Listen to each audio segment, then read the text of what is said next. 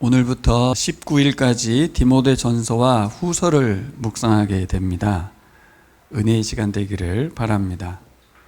디모데 전서는 바울이 로마 감옥 1차 투옥이 있었고 2차 투옥이 있었는데 1차 투옥한 뒤에 풀려나자마자 전도하러 또 다녔습니다. 특별히 마케도니아 지역으로 전도 여행을 하다가 에베소에 교회를 세웠는데 그 교회가 바울이 세운 교회입니다. 에베소 지역에 디모데를 남겨놓고 에베소 교회가 갖고 있는 현실적인 교회 안의 문제점들을 어떻게 목회할지를 지침을 주기 위해서 쓴 편지가 바로 디모데 전서입니다. 디모데 후서는 2차로 이분이 감옥에 갇히게 되죠. 감옥이라면 여러분 지금처럼 지상에 있는 감옥이 아닙니다. 로마의 감옥은 지하에 땅굴을 파고 거기에 놓은 겁니다. 투옥됐던 바울이 자신의 이제 순교를 앞두고 죽을 것을 예견하고 있는 상황에서 로마 감옥에서 쓴 편지, 그래서 디모데 후서는 유서라고 볼 수도 있습니다. 우리가 이 시점 2024년 11월에 디모데 전서와 후서를 읽는 이 배경, 편지의 배경을 좀 알고 있다면 읽는 마음도 다를 거라고 생각을 합니다. 저는 말씀을 준비하면서 세상에서 가장 허술해 보이는 공동체가 뭘까 할 때 교회만큼 허술해 보이는 공동체가 있을까라는 생각이 들었습니다. 우리 교회만 봐도 아주 평범한 사람들이 모여 있습니다. 재력가도 없고요. 탁월함이 출중한 사람들도 없습니다. 물론 교회들 중에 그런 분들이 모인 교회도 있긴 있죠. 하지만 대부분의 지역교회는 그냥 허술합니다. 우리가 생각하기에 바울이라는 분은 우리가 위대하다라고 하는 우리의 편견이 있지만 사실 영화를 봐도 그렇고 실제 그랬을 겁니다. 바울은 눈도 좋지 않았고 되게 연약했습니다. 예수님도 그랬고 교회에 모인 사람들이 특별한 사람들이 아니었습니다. 굉장히 허술해 보이는 그냥 사람들입니다. 물론 우리 교회 교인들은 선남 선녀들이 모였습니다. 너무 잘생겼고 이쁜 분들입니다. 착하고 충성된 분들이라고 생각합니다. 마치 이 달란트 비유에서 한 달란트 받은 비유의 사람들처럼 한 달란트 남기는 데 있어서 신실한 종들이 아닌가 그런 생각합니다. 허술해 보이는 교회였지만 2000년 역사 가운데 교회는 사라지지 않았습니다. 다른 종교들처럼 우상이 존재해가지고 가시적으로 뭔가 붙들고 거래적인 종교가 아니었음에도 불구하고 예수 부활을 믿는 교회는 2000년 동안 자신의 역할들을 감당했고 지금 여기 우리 교회도 개척 이후 6년 동안 허술해 보였던 우리 교회가 계속해서 주의 사명을 감당하고 있습니다. 의문이 들지 않습니까? 어떻게 역사상의 교회는 생명력을 유지하고 있는가? 로마의 핍박이 있었음에도 불구하고 조선의 박해가 있었음에도 불구하고 수많은 정치가들의 박해가 있었음에도 불구하고 오히려 교회는 더 확장되어 왔고 건강해져 왔는데 허술해 보이지만 허술하지 않다는 거죠.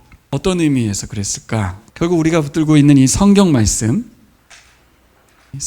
말씀의 원리를 붙들고 이 말씀대로 싸워왔기 때문에 그 싸움에서 승리했기 때문에 오늘 디모데 전서가 오늘 그 말씀을 하고 있습니다. 교회가 디모데 전서에 기록되어 있는 이 말씀의 원리를 붙들고 싸워서 승리했기 때문에 지금까지 생명력을 유지하고 있다 이렇게 말하고 있습니다. 바울은 오늘 이 말씀에서 싸움 이야기를 하는데요. 선한 싸움이라는 말을 하고 있습니다. 선한 싸움. 바울은 이 싸움을 선한 싸움이라고 그랬고 이 선한 싸움에서 승리하기 위한 원리를 기록했습니다.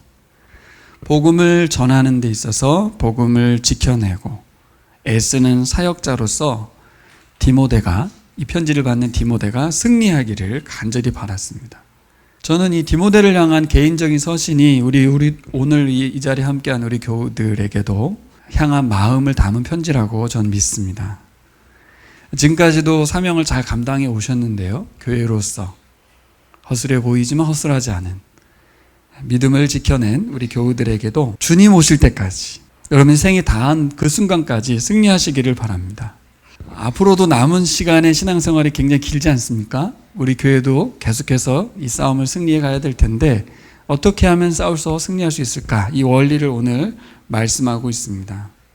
바울이 그렇지 않겠습니까? 편지를 쓰면서 디모데에게 고민이 많았을 것입니다. 내가 이 편지글을 쓸 때 이 편지가 제대로 전달되고 수용되고 순종되어야 될 텐데, 우리 2024년을 사는 남월의 교인들이 이 디모데 전서를 읽으면서 그냥 읽고 끝나는 게 아니라 이 글을 읽고 마음에 간직하고 결국 승리해야 될 텐데, 싸움에서 이겨야 될 텐데 어떤 표현을 쓸까? 어떤 내용을 담아야 할까? 제가 지금 드리고 싶은 말씀은 편지가 그냥 편지가 아니라는 거예요. 이 편지는 너무나도 막중한 임무를 맡은 디모데가 이 편지를 읽고 반드시 이 선한 싸움에서 승리해야 될 이유를 갖는, 이 친구를 설득시켜야 하고 이 친구를 변화시켜야 하고 이 친구가 이것을 끝까지 이 교회 안에서 적용해야 될 편지인 거예요. 우리에게도 마찬가지입니다. 시대가 바뀌었으나 저는 우리 교우들이 디모데 전서 후서를 묵상하면서 이 바울의 고민의 흔적을 읽어냈으면 좋겠어요. 제가 그렇게 읽혀졌어요. 엄청 고민이 많았구나. 어떻게 해야 이 디모데의 마음을, 이 편지글을 읽혀서 수용하게 만들 것인가, 설득시킬 것인가, 순종까지 이끌 것인가. 또 하나 여러분들이 읽었으면 하는 마음이 뭐냐면 디모데 입장에서 편지를 읽어보는 거예요. 감동을 좀 받았으면 좋겠고 설득이 됐으면 좋겠고 그래서 사명을 감당했으면 좋겠습니다. 우리와 함께 이 추워져가는 늦가을에 디모데 전후서를 좀 따뜻하게 읽어가는 여러분 되시기를 소망합니다. 어떻게 하면 선한 싸움에 승리할 수 있을까? 첫 번째로는 사랑의 관계를 가져야 사명자로 살아갈 수 있습니다. 먼저 살펴볼 건 뭐냐면 편지 쓴 바울과 디모데의 관계인데요. 바울은 디모데에게 2절과 18절에서 나의 아들이라는 표현을 사용하고 있습니다. 아들이라는 단어를 썼거든요. 제가 이게 살핀 단어, 찾아낸 단어입니다. 디모데에게 제자, 나의 사랑하는 my dear 이 정도 쓸 수도 있는데 아들이란 단어를 쓰고 있습니다. 일부러 선택한 단어인 것 같아요. 왜 이 단어를 썼을까? 첫 번째로 실제로 이 자신이 디모데가 바울을 통해서 예수님을 만났기 때문에 영적인 스승이기 때문에 썼을 것입니다. 두 번째로는 혈연관계에 있는 아들이란 단어를 사용하는 이유는 좀 특별하지 않습니까? 제자여, 친애하는 이렇게 쓸 수 있는데 왜 아들이란 말을 썼을까? 바울의 심정을 전달하고 싶었던 것 같습니다. 어떤 심정? 스승과 제자의 관계를 넘어서 이제 어떤 의미? 상속자, 후계자, 연결자, 미션을 이어갈 후계자라는 의미를 갖고 있는 것 같습니다. 바울이 디모데를 향해서 아들이라고 표현한 것은 무게감이 상당했을 것 같습니다. 제가 우리 최현진 집사님 보라 양육을 했는데요. 제가 최현진 집사님에게 편지를 쓰면서 아들이라고 쓰진 않습니다. 분명히 제가 복음을 전했기 때문에 아들 관계는 맞지만 쉬운 단어가 아닙니다. 조 목사님도 저에게 아들이란 단어를 쓴 적은 없습니다. 그런 의미에서 여러분, 아들이란 단어는 쉬운 단어가 아닙니다. 근데 여러분, 이건희 씨 아들 이재용 씨는 아들로서 장차 삼성을 글로벌 회사를 운영해 가야 되는 사람이죠. 전 이렇게 적용이 됐습니다. 왜 디모데를 아들이라고 했을까?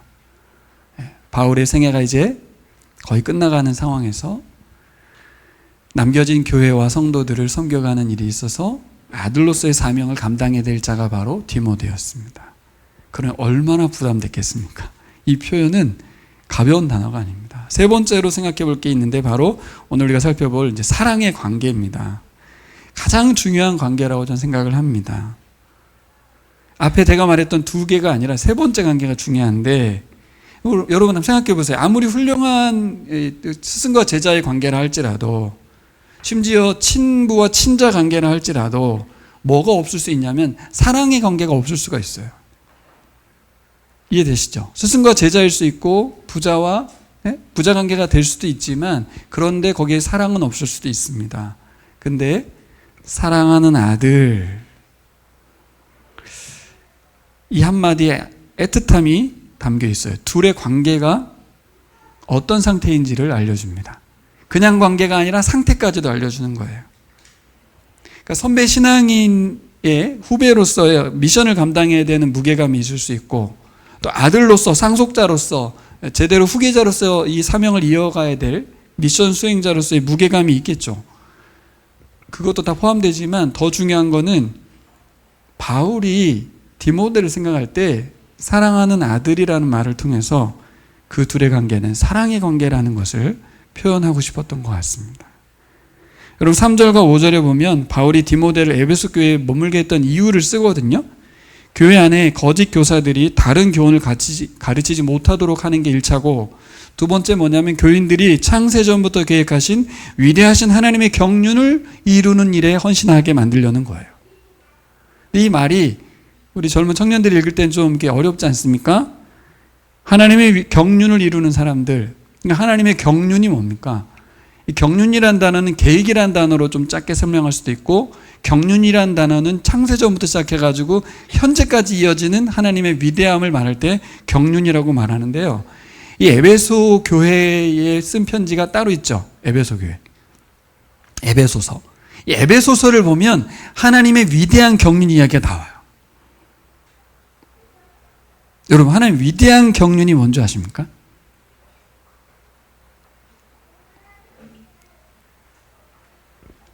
하나님의 위대한 경륜은 교회를 말해요. 사도 바울이 엄청난 이야기를 했는데 그게 허술해 보이는 교회입니다. 하나님께서 예수 그리스도를 통해서 이 땅 가운데 계획하신 하나님의 위대한 경륜은 바로 교회라고 에베소서 1장에 말하고 있어요. 그러니까 바울이 생각하는 교회와 우리가 생각하는 교회가 너무나 간극이 있죠. 근데 디모데에게 무슨 말을 하냐면, 내가 생각하고 있는, 그리고 주께서 원래 세웠던 그 위대한 경륜인 교회를, 그 교인들을 교회 세우는 사람들로, 교회를 위해서 헌신하는 사람들로 세우는 일에 너를 목회자로 세웠다. 장로라고 했는데 당시 장로는 목회자입니다. 지금으로 말하면 사명자입니다. 복음으로 세워지는 교회, 하나님 나라를 위해서 교인들이 살아가야 된다. 그 말이죠. 아무에게나 맡기기 어려운, 이 중차대한, 이 막중한 임무를 디모데에게 맡겼습니다. 그런데 바울이 의심의 여지가 없어요. 잘 감당할 거라고 믿는 거예요. 왠지 아십니까? 사랑하기 때문에. 사랑하는 바울이 맡겼고 디모데도 바울을 사랑하기 때문입니다. 5절을 같이 읽어보겠습니다. 5절. 이 명령의 목적은 깨끗한 마음과 선한 양심과 거짓 없는 믿음에서 우러나오는 사랑을 불러일으키는 것입니다. 복음은 사랑을 낳습니다. 복음으로 맺어진 관계는 사랑하는 관계가 돼요. 사랑의 관계가 우리를 사명자로 살아가게 하는 원동력입니다. 사랑은 서로에게 헌신합니다.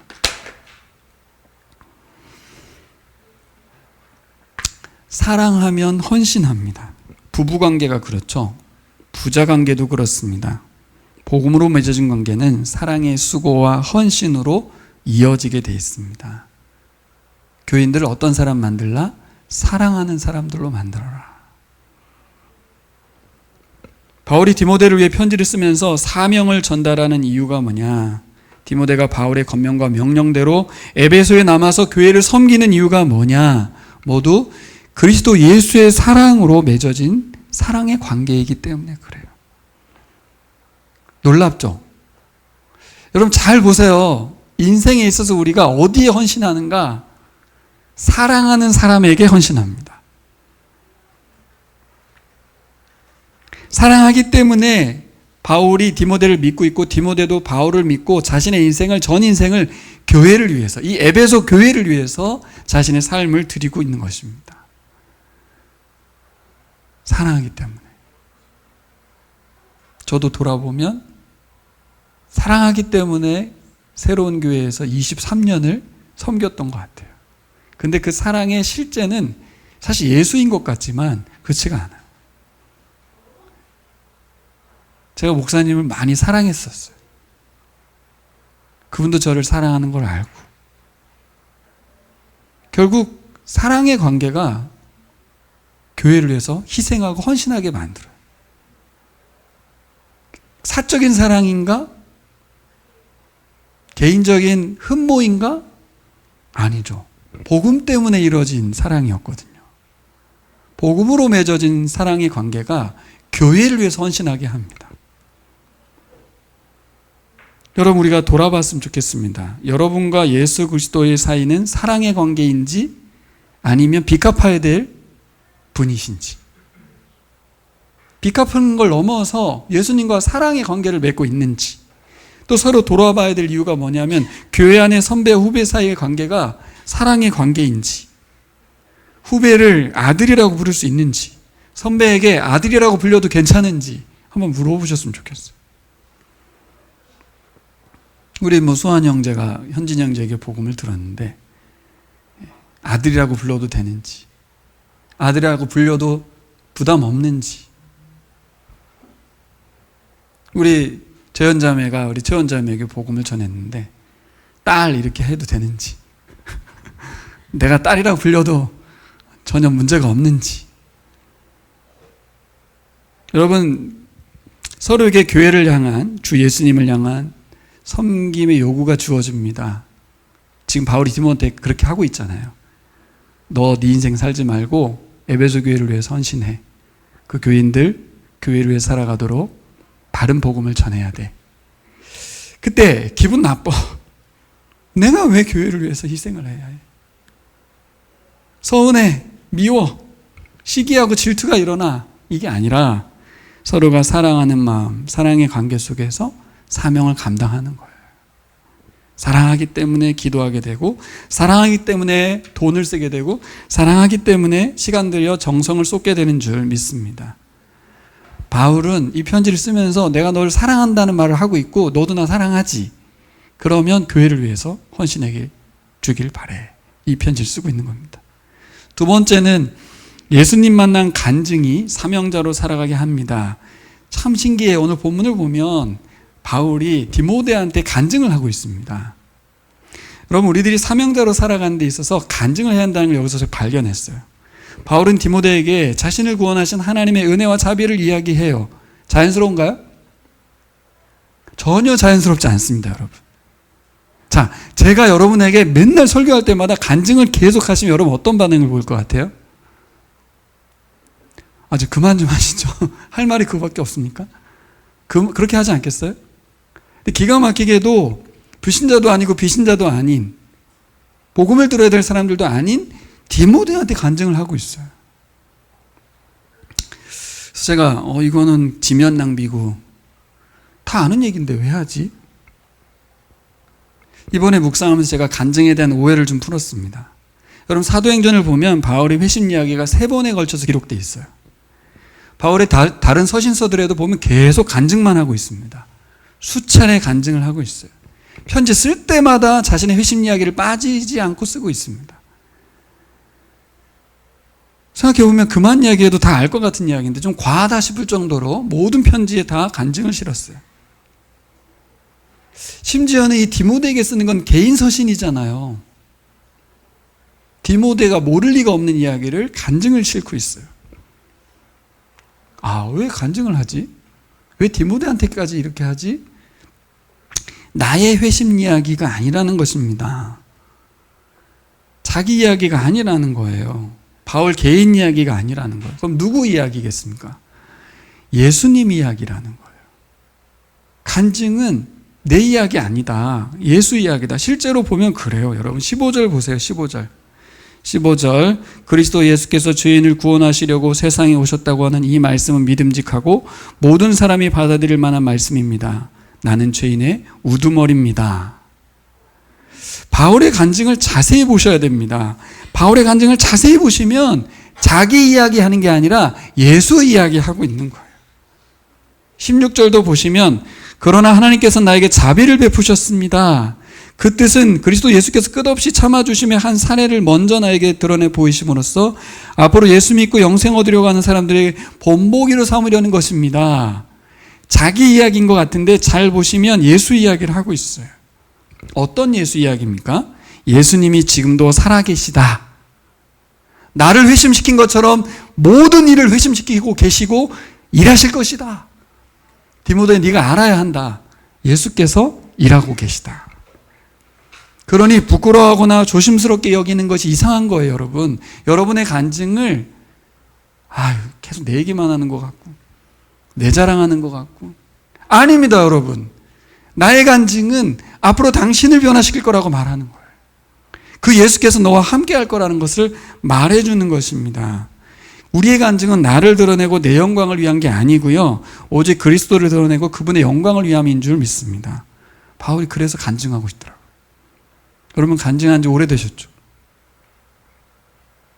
여러분이 예수 믿고 살아가고 계신 이야기를 말하는 것보다 예수님 여러분을 어떻게 변화시키셨는지를 말하시기 바랍니다.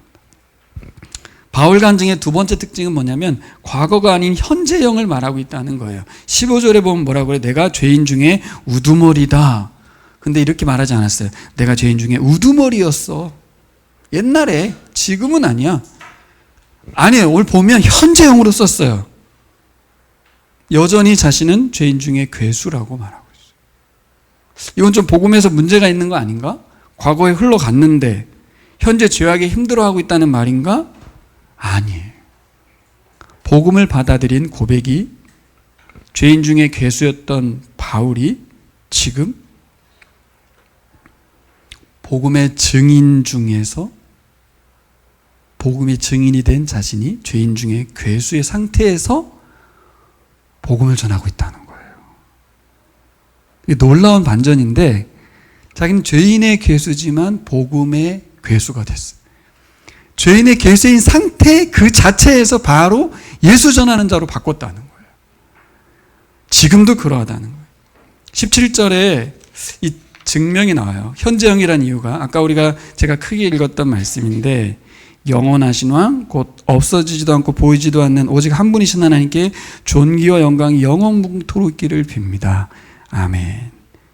하나님 은혜에 대한 찬양과 고백이 뭘 증명하냐면 제가 지금 죄에 눌려 있고 내가 죄수고 죄인의 괴수고 그래서 힘들어하는 게 아니라 마음껏 찬양하고 있어요. 이게 공존하는 것입니다, 여러분. 왜 이렇게 큰 은혜인가? 죄 용서를 넘어서 세 번째는 뭐예요? 죄의 용서를 넘어서 어떤 사람이 됐어요? 사명자가 되었기 때문에. 이 바울 간증의 핵심입니다. 얼마나 큰 은혜를 받았는가? 죄의 사함을 넘어서 자기가 하나님의 복음의 증인이 되었다. 왜 이렇게 큰 은혜인가? 자신을 사도로 세웠다는 거예요. 우리가 간과하는 부분입니다. 간증은 우리가 어떻게만 합니까? 죄 용서만 자꾸 얘기하는 거예요. 근데 바울에게 있어서 간증의 핵심은 뭐냐면 죄 용서함과 동시에 자신을 그리스도의 복음 증거자로 세웠다는 간증이었습니다. 얼마나 큰 은혜냐 하는 겁니다. 이건 바울에게만 해당된 게 아니라 디모데 너도 그렇고 교인들 모두 마찬가지라는 거예요. 죄사함으로 그냥 끝날 문제가 아니라는 거예요. 우리가 받은 은혜는 죄사함으로 끝내지 않고 우리를 그리스도의 제자로 부르시고 사명자로 세우셨다는 거예요. 이걸 간증하고 다녀야 됩니다, 여러분. 근데 왜 안 합니까, 우리가? 죄사함으로만 끝나고 싶어서 그럴 수 있어요. 사명 감당하는 거는 아무나 하는 일이 아니기도 하다는 말이 아니라 즐기고 싶은 거예요. 여기 나와 있는 것처럼 허탄한 신화만 말하고 끝없는 족보 이야기만 말하는 그런 사람으로 살고 싶다는 얘기가 되는 거예요. 바울이 감당한 숙제는 뭡니까? 흔들어 깨워서 너에게 자비를 베푸신 하나님은 엄청난 은혜를 베푸셨는데 너를 사명자로 부르셨어. 하나님의 위대한 경륜을 세워가는 사람들로 너희들을 부르셨어. 단순한 구원이 아니야. 교회를 위해서 너희들을 삼으셨어. 제자. 그래서 바울의 간증은 디모데에게도 연결이 되는 거예요. 왜요? 바울의 종됨은 디모데의 종됨과도 연결되는 거예요. 나만 그리스도의 종이 된 게 아니라 너도 그리스도의 종이 된 거야. 그리고 모든 교인들을 그리스도의 종으로 삼아가는 것이 바로 하나님의 뜻이야. 여러분, 디모데가 이걸 알기 원했고 우리도 알기를 소망합니다. 여러분, 하나님의 은혜와 자비를 받으셨습니까? 일단 사랑의 관계가 중요합니다. 이 사명을 먼저 말해버리면 부담이 확 오는데 사랑하면 헌신하게 돼요. 어떤 헌신이요? 내가 죄인임을 분명히 인식하고 은혜 받았음을 인식하며 그 은혜의 핵심에는 나를 사명자로 세우셨음을. 죄인 중에 괴수인데 그를 복음의 괴수로 만든 거예요. 놀랍지 않습니까? 이게 하나님께 대한 우리가 깨달아야 될 복음의 핵심입니다. 그래서 뭐라고까지 말해요? 자기가 본복이라잖아요. 그렇죠? 본복이라는 게 무슨 말이에요? 내가 구원받았으니 구원받지 못할 사람이 세상에 없다는 거예요.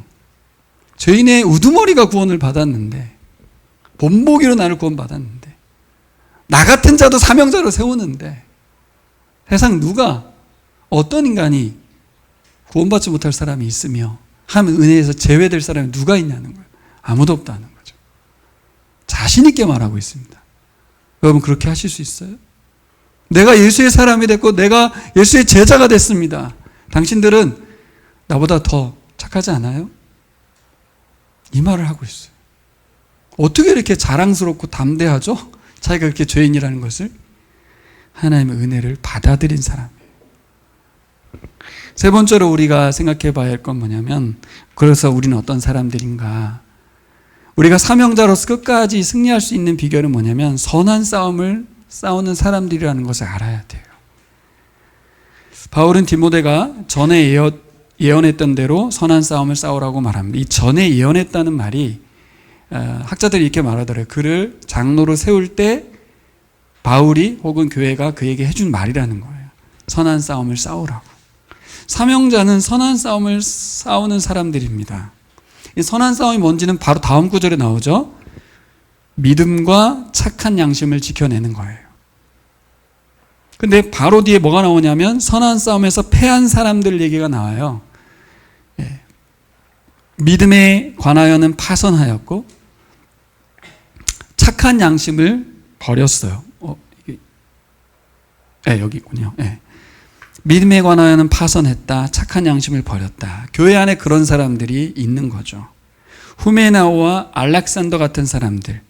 이 사람들 어떤 사람들이냐면 이름이 기록될 정도로 바로 교회 안에서 대놓고 믿음을 버렸어요. 그러니까 기록이 됐죠. 사탄에게 내주었다는 표현이 매일 성경에 뭐라고 되냐면 출교라고 하는데, 출교시킬 만큼 교회 안에서 분열하고 악영향을 끼쳤다는 거예요. 이런 사람들이 교회에 있었어요. 그러니까 교회가 굉장히 스펙타클했던 거죠. 이렇게 위대한 바울 사도가 개척한 교회인데, 예수 그리스도께서 부활하신 지 얼마 안 된 시점이었습니다. 그럼에도 불구하고 그 교회 안에도 누가 있었어요? 믿음에 따라 반발하고 믿음을 분열시킨 사람이 있었어요. 당시에도 믿음에 따른 가시적인 표적도 일어나고 정말 많은 사람들이 회심이 일어나는 반면, 한편에서는 어떤 일이 벌어져요? 믿음을 던져버리고 양심을 팔아버리는 사람들이 교회 안에 많았다는 거예요. 그래서 바울이 뭐라고 하냐면 싸움이라, 싸움. 싸움이라는 단어를 썼습니다. 여러분, 예수님 믿으면 그 은혜가 크고 놀라워서 우리 남은 인생이 탄탄대로까지는 아니어도, 그렇죠? 믿음이 흔들리지 않고 오직 주님만 사랑하고 충성스럽게 살면 좋겠습니다. 근데 교회는 사람들이 모여 있습니다. 어떤 사람들이 모여 있습니까? 세상 사람들이 모여 있어요. 믿음의 수준도 천차만별이에요. 한번 생각해 보세요, 여러분. 고대 사회가 공동체적인 문화가 강했던 시대거든요. 그래서 공동체의 눈치를 좀 보는 시대였거든요. 명예와 수치 문화였거든요. 그런데도 이렇게 대놓고 믿음을 던져버리는 독자적인 행보가 가능했잖아요. 그렇죠? 현대 사회는 어떤 사회입니까? 공동체를 지향하는 사회가 아닙니다. 한 사람 한 사람이 다 존중받고 평등한 사회입니다. 그래서 눈치를 안 봅니다. 자기 하고 싶은 대로 합니다. 자기 생각대로 해요. 그래서 교회 안에 있는 사람들이 참고 인내하고 공동체를 희생하려고 하지 않습니다. 그렇게 신앙생활하는 시대입니다. 그리고요, 그렇게 개별적으로 신앙생활하는 거에서 누구도 지적할 수 없어요. 말할 수 없어요. 그래서 선한 싸움입니다. 시대마다 선한 싸움이 다른데 각 개인이 모두 소중해지고 중요해지고 있는 반면 공동체와 교회를 위해서 희생하고 양심을 지켜내는 일이 요구되기 어려운, 그래서 싸움입니다. 나를 내려놓는 싸움. 관계와 공동체를 사랑하고 희생하고 요구까지 하는 싸움. 교회를 위해서 너가 좀 참아줘야 되겠어. 교회 공동체를 위해서 네가 희생해야 되겠어. 저는 바울 자신의 사역을 싸움이라고 말하는 것을 살폈어요. 디모데후서 마지막 죽기 직전의 마지막 장면에서 뭐라고 말합니까? 디모데후서 4장에서 나는 선한 싸움을 다 싸우고 믿음을 지켰으니. 이게 디모데전서 1장에 나오는 말이 디모데후서 마지막 장면에 나옵니다. 그의 신앙생활은 뭐냐면 선한 싸움이었어요. 디모데 너도 선한 싸움이고 여러분 모두도 다 선한 싸움입니다. 믿음을 지키는 싸움입니다. 디모데야, 너도 나처럼 선한 싸움을 싸우고 믿음을 지켜내라. 우리 신앙생활의 방향을 어디에 두어야 할지 다시 생각해 보십시오. 여러분, 우리 신앙생활은 어디에 있습니까? 앞에 PPT를 보세요. 우리는 무엇과의 싸움이냐면 평안과 안정을 추구하는 것에 대한 싸움을 싸우고 있습니다. 끊임없이 이것을 확보하고 누리기 위해서 막 피 터지게 싸웁니다. 그런데 사도 바울이 하고 싶은 말씀은 뭐예요? 불편함, 갈등, 위기와의 싸움. 무슨 말인지 아시겠어요? 사역자는 싸움을 일부러 일으키는 사람들이다. 갈등을 당하는 사람들이고 불편한 사람들이고 위기의 사람들이다라고 말하는 거예요. 갈등을 촉발하고 위기를 불러일으키는 사람들이 사회에서는 불필요한데 교회에서는 필요하다는 거예요. 근데 대부분의 교인들은 안정을 추구하고 편안을 추구하는, 싸우려 하지 않는다 그 말입니다. 하나님 나라 위해서는 복음을 위한 싸움이 필연적이라는 거예요. 18절에서 19절 한번 볼까요? 18절 19절 같이 읽을까요? 아들 된 디모데여, 이전에 그대에 관하여 내린 예언을 따라 내가 이 명령을 그대에게 내립니다. 그대는 그 예언대로 선한 싸움을 싸우고 믿음과 선한 양심을 가지십시오. 어떤 사람들은 선한 양심을 버리고 그 신앙생활에 파선을 당하였습니다. 바울에게 이제 질문하는 겁니다. 너는 어떤 싸움을 싸우고 있니?